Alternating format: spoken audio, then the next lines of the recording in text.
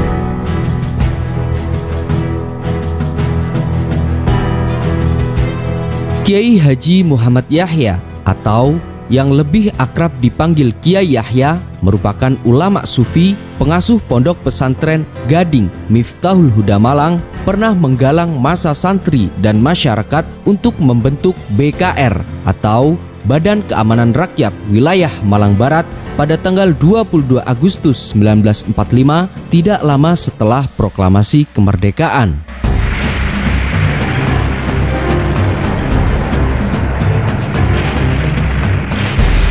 Ulama yang pernah terlibat dalam perjuangan fisik dalam mempertahankan kemerdekaan bangsa Indonesia ini, pada tahun 1945, Kiai Yahya juga merupakan salah satu pendiri pembentukan Barisan Tentara Kiai dalam Laskar Sabilillah di daerah Komando BKR Divisi Untung Suropati, Malang, Jawa Timur.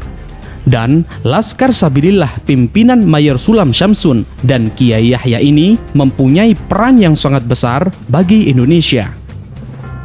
Salah satunya dalam perang gerilya melawan Belanda. Bahkan diketahui Kiai Yahya memiliki peran ganda dalam tugas mulianya, dimulai menjadi intelijen militer hingga sebagai penyuplai logistik tentara TKR. Lantas, bagaimana kisah heroisme perjuangan Kiai Yahya dalam perang gerilya ini?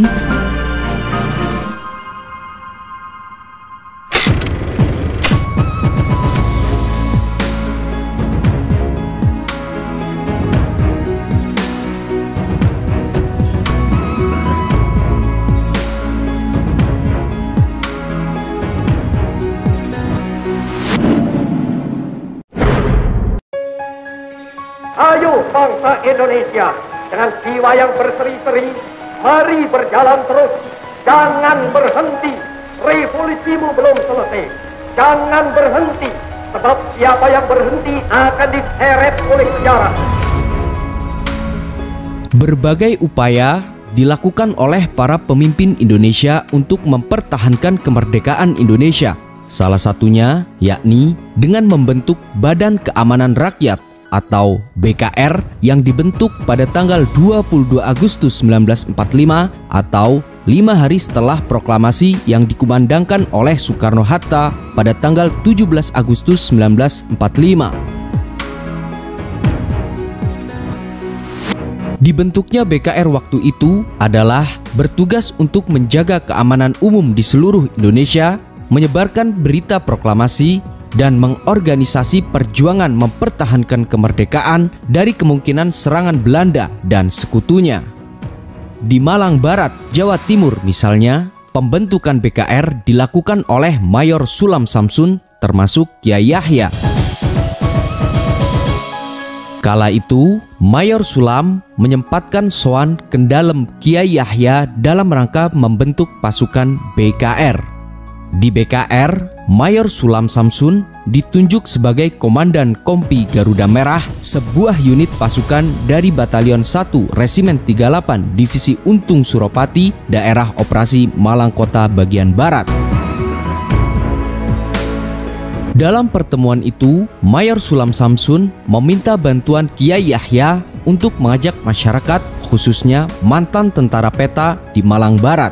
Karena kebanyakan dari mereka pernah nyantri di Pondok Gading atau putra dari alumni pesantren ini, agar mereka mau bergabung di bawah pimpinan Mayor Sulam. Akhirnya, Mayor Sulam bersama Kiai Yahya berhasil membentuk regu-regu pasukan tempur di bawah komando Kompi Sulam. Pasukan ini bermaterikan para tentara mantan PETA dibantu para pejuang non-tentara yang berasal dari penduduk daerah Klampok Kasri, Kecamatan Wagir, Kecamatan Dau, dan sekitarnya. Dan Kiai Yahya juga termasuk di dalam pasukan BKR pimpinan Mayor Sulam.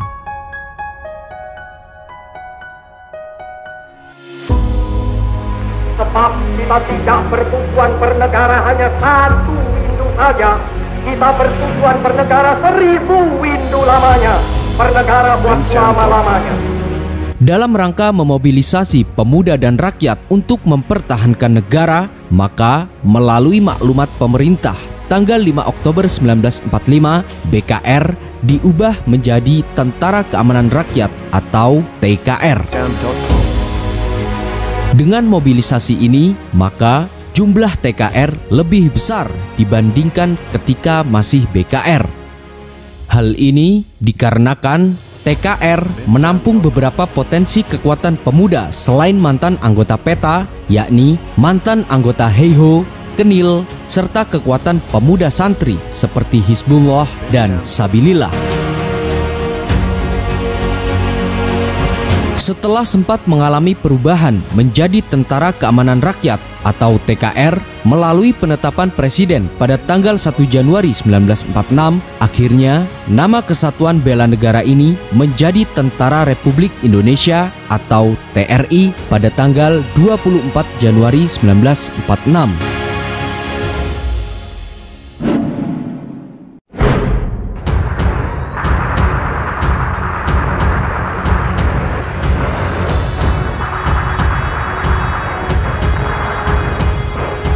Di tengah deru peperangan mempertahankan kemerdekaan dari serangan tentara Nika yang bersenjata lengkap dan juga telah menguasai berbagai kota termasuk kota Malang, sebelum adanya perjanjian Linggarjati, maka dilakukan upaya untuk penyempurnaan organisasi tentara dengan memberlakukan sistem perang gerilya, mengingat Belanda diprediksi akan melakukan serangan masif. Selain para tentara dengan sistem gerilyanya, dalam perjuangan mempertahankan kemerdekaan dari ancaman tentara Nika, rakyat juga ikut terlibat dalam upaya mempertahankan daerah dengan tentara sebagai kekuatan utama yang lebih sering dikenal sebagai Perang Rakyat Semesta. Strategi ini di kemudian hari terbukti cukup mempersulit ruang gerak pasukan lawan karena tentara Republik bisa menembus garis batas kekuasaan tentara Belanda. Untuk merealisasikan Perang Rakyat Semesta ini, dibentuklah komando gerilya di daerah-daerah. Di daerah Keresidenan Malang Barat misalnya, yang kala itu dikomandani oleh Mayor Sulam Samsun, termasuk Kiai Yahya, berhasil mendominasi dan mengorganisir para kiai dan santri dalam menguatkan kekuatan Resimen Untung Suropati Malang Barat. Batalion 1 Malang Kota yang bermarkas di Buring memiliki 4 kompi. Salah satunya Kompi Mayor Sulam Samsun yang bertugas di wilayah Malang Kota Barat.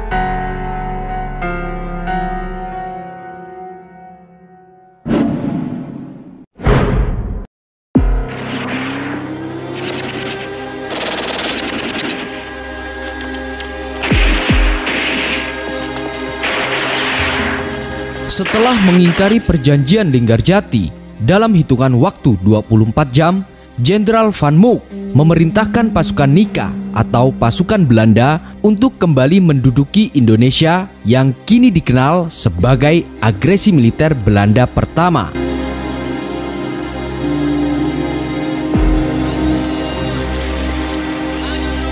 Ketika terjadi agresi militer pertama Belanda, pasukan Sulam termasuk Kiai Yahya melakukan perlawanan habis-habisan. Namun kala itu Mayor Sulam Samsun dan pasukannya kalah dalam persenjataan.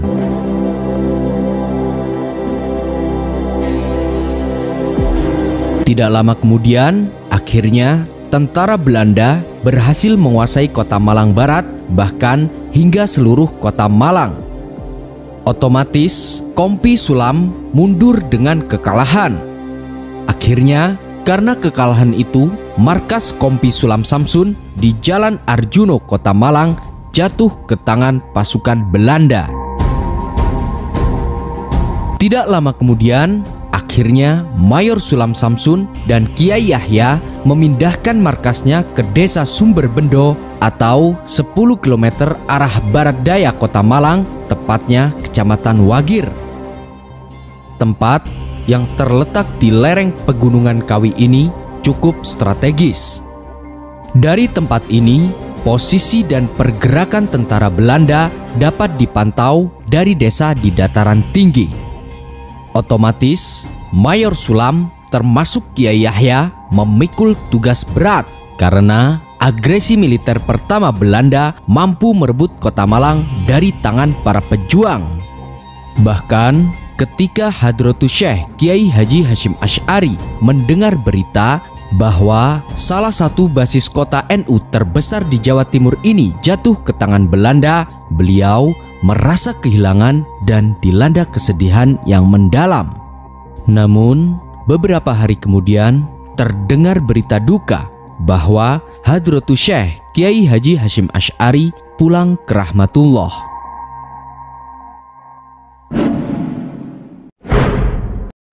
Sebelum kita menentukan sasaran, saya akan membukakan dahulu apa yang harus kita kuasai. Karena kekalahan dalam mempertahankan wilayah Malang Barat, akhirnya Mayor Sulam bersama batalionnya termasuk Kiai Yahya mempersiapkan strategi perang gerilya dari markas Sumberbendo. Semua kekuatan dan potensi dikerahkan, termasuk potensi dan karisma Kiai Yahya. Karena itulah Mayor Sulam meminta bantuan dan memberikan tugas kepada Kiai Yahya.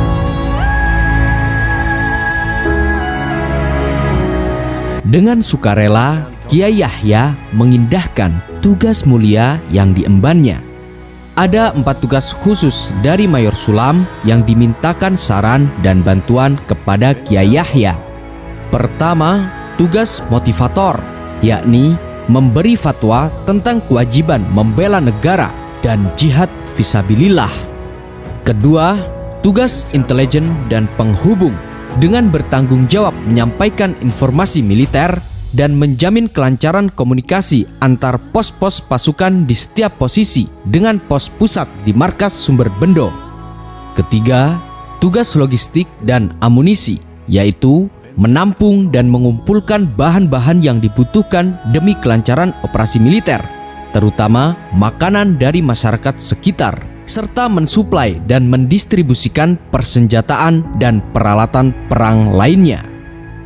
Keempat, tugas teritorial, yakni membantu mengendalikan keamanan dan ketertiban di wilayah yang sudah dikuasai oleh pasukan Republik.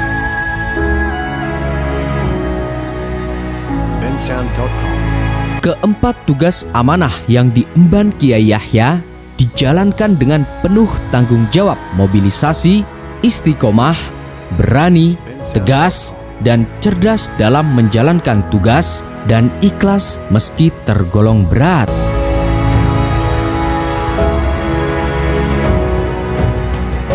Dalam menjalankan tugasnya, Kiai Yahya melibatkan masyarakat sekitar dan para santri Pondok Pesantren Gading. Pemberian tugas mulia ini diberikan kepada Kiai Yahya karena Kiai Yahya dikenal sebagai sosok yang ahli strategi dan mobilisasi, istiqomah, berani, tegas, dan cerdas. Karena mempertahankan tanah airnya dari serangan musuh, hari ini juga dia boleh menempati surganya. Kiai Yahya yang memikul tugas yang dimandatkannya sebagai motivator, beliau keliling berjalan kaki bersama dengan ditemani 2 orang santri ke pos-pos tentara di Kucur, Sumberbendo, Petang Sewu, Weru, Dau, dan sekitarnya. Dalam memberikan khutbah, terkadang Kiai Yahya memberikan ijazah wirid dan hizib. Dalam kunjungannya ke markas Sumberbendo, Kiai Yahya tidak lupa selalu membawa oleh-oleh rokok serta makanan berupa telo godok dan pisang. Tidak lupa, Kiai Yahya juga mengajak Mayor Sulam dan prajurit yang sedang tidak bertugas untuk beristighosah memohon kemenangan dan kekuatan kepada Allah Subhanahu wa Ta'ala. Sehingga kegiatan istighosah menjadi kegiatan rutin para prajurit di setiap pos. Jika Kiai Yahya tidak hadir, istighosah dipimpin Mayor Sulam. Perjalanan berkeliling semacam itu sering dilakukan oleh Kiai Yahya pada malam hari dengan pakaian khas beliau dengan sarung, jas atau baju takwa dan bersurban. Beliau sangat tidak senang kepada para pengkhianat yang menjadi mata-mata Belanda. Empun dicaraken urip tiang engkang khianat niku. Jangan dibiarkan hidup orang yang berkhianat itu, kata beliau suatu ketika kepada Mayor Sulam agar Mayor Sulam tidak boleh memberikan kesempatan hidup bagi orang yang telah mengkhianati bangsanya. Waktu terus berputar, suasana semakin mencekam dan penuh dengan ancaman. Ketika kondisi para tentara dalam keadaan tertekan, Kiai Yahya selalu membesarkan hati para pejuang dengan memberikan semangat dan jaminan bahwa kelak Kota Malang akan kembali dikuasai tentara TKR. Sampun susah Pak Sulam, Kota Malang bakal kita rebut malih. Jangan bersedih, Kota Malang akan segera kita rebut kembali, kata Kiai Yahya kepada Mayor Sulam saat tengah malam di Desa Kucur. Jaminan inilah yang kelak terbukti dengan terusirnya tentara Belanda dari Kota Malang. Dalam peran sebagai seorang intelijen dan penghubung, Kiai Yahya dikenal sebagai sosok yang banyak akal. Misalnya, beliau menciptakan sandi-sandi rahasia yang hanya dimengerti prajurit Republik. Bila ada pasukan Belanda yang hendak menyerang pos tertentu, maka penduduk desa akan menurunkan burung perkutut yang sedang dipanggung. Sandi ini akan diteruskan secara berantai sampai ke markas Sumberbendo, sehingga pasukan Mayor Sulam dapat mengantisipasi kedatangan pasukan Belanda. Masih banyak sandi atau kode rahasia lain dari Kiai Yahya.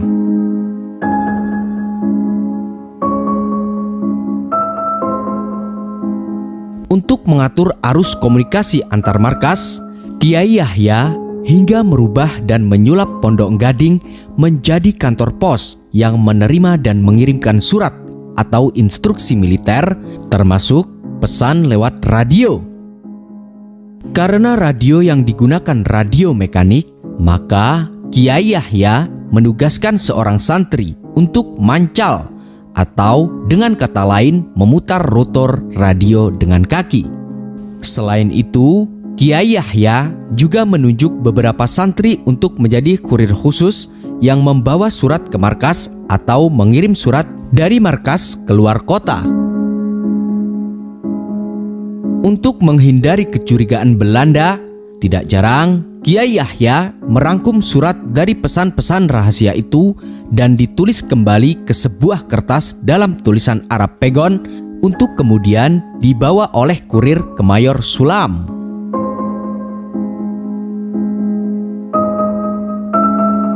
Perjalanan Kiai Yahya dari Gading ke tempat pengajian rutin juga digunakan untuk memberikan informasi.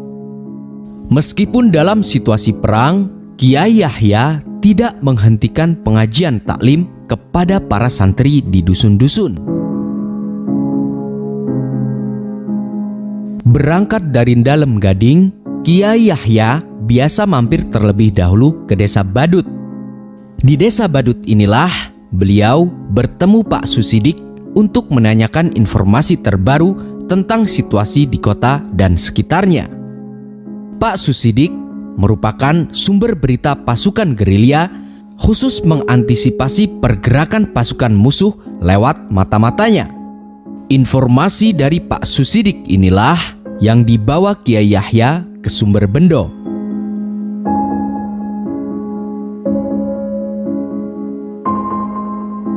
Tugas sebagai seksi logistik dan amunisi juga dijalankan Kiai Yahya dengan baik. Berbagai cara dilakukan untuk mengirimkan makanan dan senjata ke markas Sumberbendo. Ketika hendak diadakan penyerbuan ke Kota Malang, dibutuhkan pengiriman senjata dari daerah barat sungai ke timur sungai yang melintasi Kota Malang. Padahal, kala itu, Kota Malang dijaga ketat oleh pasukan Belanda. Untuk mengelabui tentara Belanda, Kiai Yahya memasukkan puluhan senjata dan amunisi ke dalam keranda mayat dengan ditutup kain lengkap dengan payungnya, persis mayat yang akan dikuburkan. Dengan begitu, Kiai Yahya menyuruh santri dan para penduduk untuk memikul mayat dan membuat iring-iringan sambil membaca tahlil melintas kota yang penuh dengan tentara Belanda menuju ke timur. Taktik yang dipakai Kiai Yahya ini berjalan mulus tanpa ada kecurigaan sedikit pun dari tentara musuh.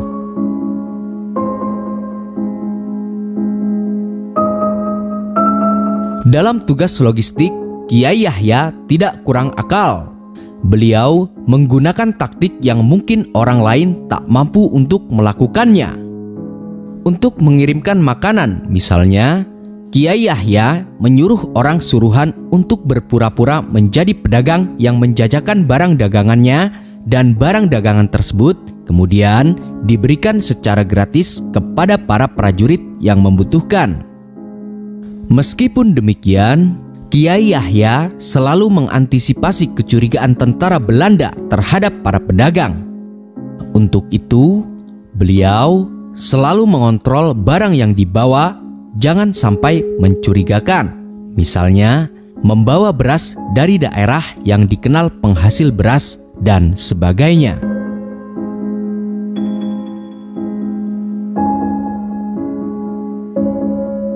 Bukan hanya tugas dalam hal logistik, Kiai Yahya juga menjalankan tugas teritorial. Dalam tugas teritorial ini, Kiai Yahya ikut mengatur dan menjaga stabilitas daerah yang berhasil direbut para pejuang dengan membantu mengatur birokrasi pemerintahan di tingkat kecamatan dan desa.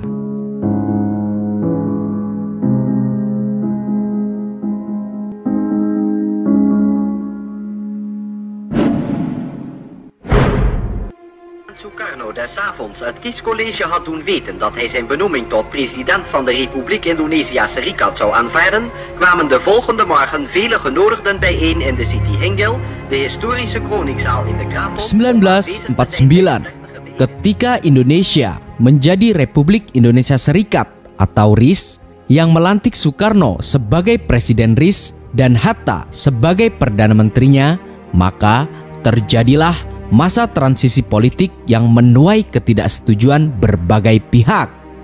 Karena itulah, banyak pejabat desa dan kecamatan tidak mau tunduk kepada pemerintahan Republik Indonesia Serikat dengan alasan mereka diangkat dan dibentuk oleh pemerintah Jepang, bukan dari pemerintah Republik Indonesia Serikat. Disinilah peran Kiai Yahya tampak sekali. Dengan mengantongi mandat dari Komandan PKR, Kiai Yahya melakukan penyuluhan dan penyadaran tentang terjadinya suksesi politik. Dengan begitu, akhirnya Kiai Yahya sebagai pengemban mandat dari BKR mengeluarkan aturan terhadap sejumlah pejabat yang tidak setuju dengan negara yang sudah disepakati. Bila mau disadarkan, maka mereka akan tetap menduduki jabatan-jabatan itu. Tapi bila tidak mau mengindahkan himbauan ini, maka diganti dengan orang-orang Republik yang jelas berkomitmen kepada tanah airnya.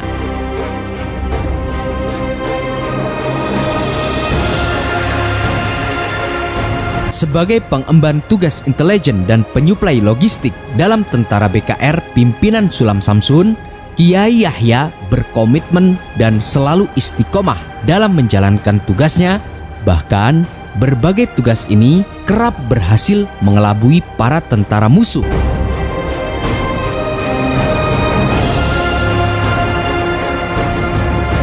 Di balik tugas-tugas yang diembannya, selain dalam perang gerilya, masih banyak kisah-kisah kecerdikan dan kemuliaan Kiai Yahya dalam mempertahankan kemerdekaan dengan melawan pasukan pemberontak DITII atau Darul Islam hingga melawan kekejaman PKI di tahun 1965 di Kota Malang, Jawa Timur.